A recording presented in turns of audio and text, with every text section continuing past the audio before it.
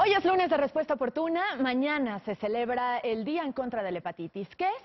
Aquí se lo presentamos. La hepatitis es una enfermedad que ocasiona la inflamación del hígado, un órgano que ayuda en el proceso de la digestión y el metabolismo, además de almacenar energía y eliminar toxinas. Existen diferentes causas.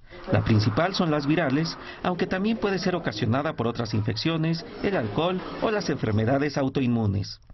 Se le divide en hepatitis A, B, C, D y E, que pueden generar daños agudos o crónicos. De acuerdo con la Organización Mundial de la Salud, este problema ocasiona cada año la muerte de 1,5 millones de personas, la mayoría por hepatitis B y C. Juan José Alvarado, Foro TV. Bueno, y para hablar precisamente de la lucha contra la hepatitis, nos acompaña en el estudio de Respuesta Oportuna y se lo agradezco muchísimo Gerardo Alcántara Cavadas. Él es director del Comité Científico de Células Madre Dentales. Gerardo, ¿cómo estás? ¿Qué tal? Muy buenos días, es un gusto. Y como siempre, casi tardes, Raquel Méndez también en la mesa de respuesta. Así es, casi tardes, como bien lo dices, aquí, con un gusto de acompañar. Muchas gracias, Rach. Cabría aclarar y separar, para que a la gente le tenga muy claro, cuáles son los diferentes tipos de hepatitis que hay, porque es importante no confundirlos, ¿cierto? Sí, claramente. Digo, la hepatitis generalmente es por un problema que tenemos en el hígado, justamente. Es básicamente hecha en orden alfabético, A, B, C y D y E.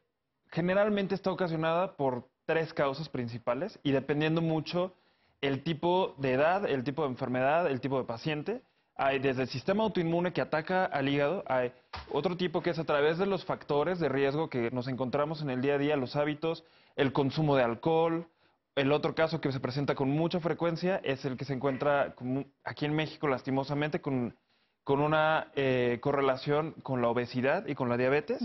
Y en función a eso, pues lo que pasa es que nuestro hígado es el órgano que se encarga, pues, justamente de transformar, de procesar, ahora sí, de quitar esas toxinas que se encuentran en nuestra sangre y a su vez limpiar la sangre y mandarla al resto del organismo. ¿Qué pasa cuando el hígado empieza a dejar de funcionar?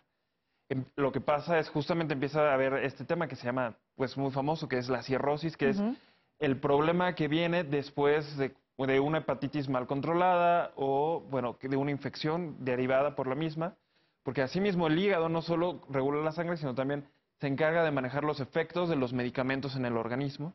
Entonces, si uno empieza a tener problemas hepáticos, si uno empieza a tener, ya llega a derivar en una cirrosis, pues lo que pasa es que ya los medicamentos ya no te hacen efecto y empiezas a deteriorar en más y más problemas. Es famoso, ¿no?, que las personas que tienen cirrosis empiezan a ponerse amarillos, ¿no?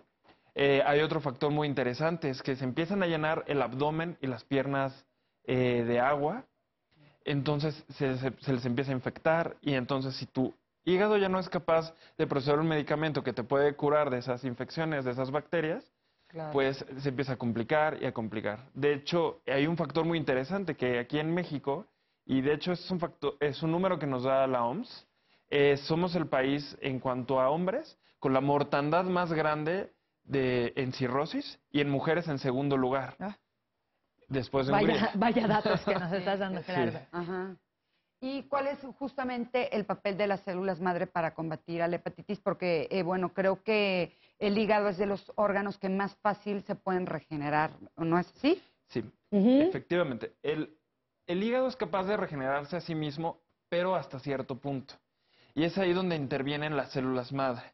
Las células madre mesenquimales, como las que se encuentran en los dientes de leche, en las muelas del juicio, son encargadas de transformarse en tejidos. Y tejidos hablamos justamente desde una uña hasta un órgano. En el caso del hígado, por ejemplo, hay casos muy específicos en Estados Unidos. Está el Wake Forest Institute, en North Carolina, que es el Centro de Investigación de Medicina Celular en Estados Unidos. Ellos actualmente ya empiezan a hacer hígados con impresoras 3D y van haciendo capa por capa y los empiezan a hacer funcionales. Actualmente este tipo de hígados, que se utilizan mucho pues para los trasplantes, cuando un paciente tiene cirrosis, pues en muchos casos la única opción que queda es un trasplante de hígado. Lo que se hace en muchos casos es, pues se busca el donador. Ahorita ya se están intentando generar este tipo de órganos para que posteriormente pues se puedan hacerse un trasplante hecho con las propias células. Cuando es un trasplante hecho con tus propias células, eliminas lo más importante, que es el rechazo, ¿no? Entonces, el órgano se encuentra en tu cuerpo, se vasculariza y empieza a funcionar. A ver, es importante lo que dices porque hay que aclarar que hay muchos tratamientos de células madre que durante los pasados años se pusieron, si se me permite el término, de moda, Claro.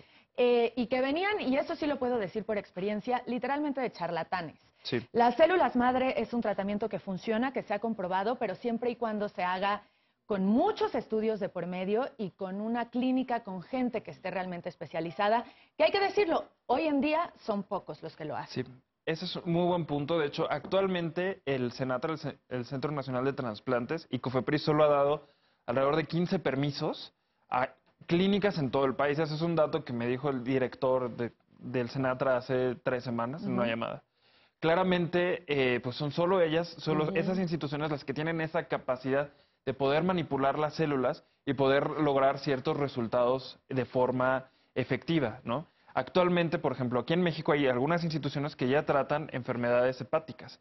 Y lo que se encargan es de ir regenerando poco a poco esa parte del hígado que ha quedado cicatrizado, que ya no está funcional, e irse transformando pues, en un nuevo tejido y a su vez transformarle en nuevos vasos sanguíneos, es decir, nuevas venas dentro del hígado o nuevas arterias, para que por ahí puedan seguir fluyendo pues la sangre, que es la que se encarga de procesar. Esos tratamientos que anuncian luego hasta en el periódico de venga, se va a recuperar de cirrosis, de tumores hepáticos, con 500 inyecciones en todo el cuerpo de células madre, no son lo que valen, no son los tratamientos buenos de células madre. No, de hecho, en hígado hay un tema muy importante que acaban de salir en Suiza, que el protocolo normal es tal cual, es un cateterismo en la arteria hepática, o sea, que se ponen las células madre de los dientes o de la médula, o sea, directamente en la arteria que le da sangre al hígado y es conforme se va a ir pasando, no hay como que te voy a poner en todos lados, que te voy a poner en la piel, no, tiene que ser muy específico, ahora sí que muy enfocado a un punto del cuerpo. Y sí, yo recomiendo que a las personas que conozcan a un familiar que tenga un problema hepático y tienen la intención de buscar una alternativa celular, pregunten si tienen licencia de Secretaría de Salud para aplicar y el número de casos eficientes. Porque ¿Hay algún lugar donde se pueda encontrar la lista de las 15 clínicas que dices que son únicamente las autorizadas?